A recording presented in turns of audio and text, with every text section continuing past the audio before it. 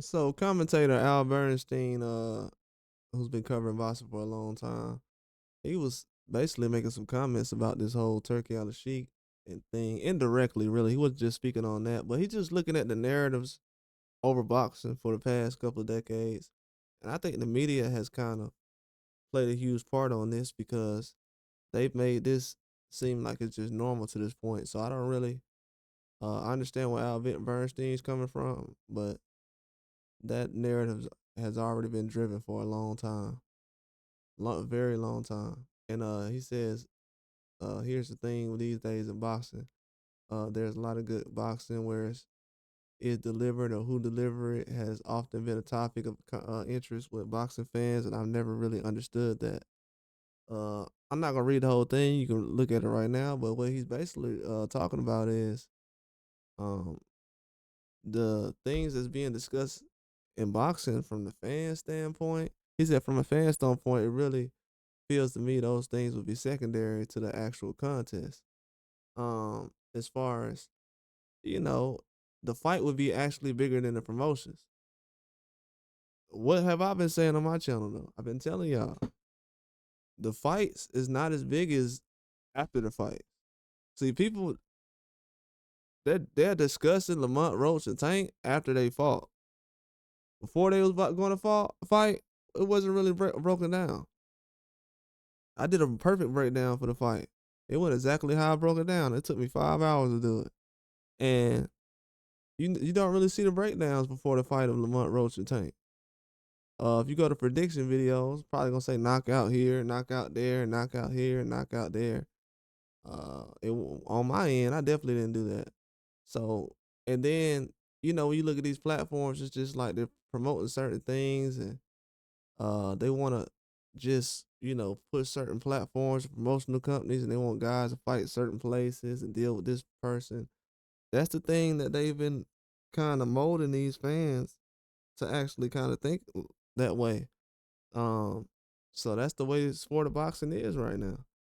And until everyone gets phased out, including the fans, maybe we might have to age the fans out. You never thought about that? Maybe you might have to. I mean, it's happening in other sports.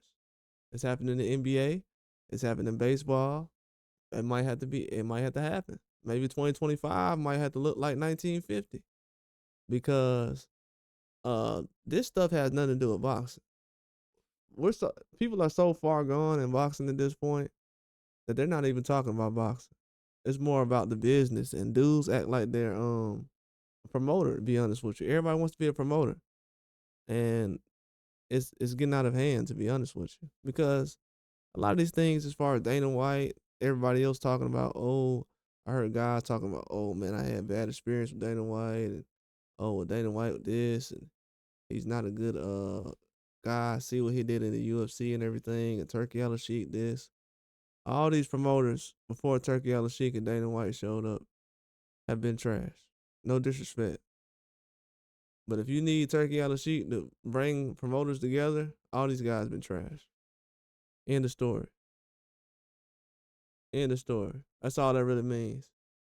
Promoters have held back things, whether it's from acting like they don't want to work together and everything else. It's really that's the reason why they say, oh well, we need to fix boxing and everything else.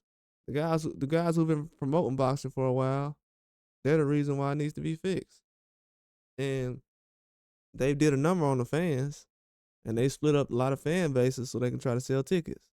And it's actually hurt the sport. So instead of letting talent speak for itself, promoters have had to go out and talk about things that's not really true and drive narrative so they can promote a fighter and everything else. And it's sometimes you doing that hurts the sport because we never get to see the big fights, and it gives people a reason not to have the fight.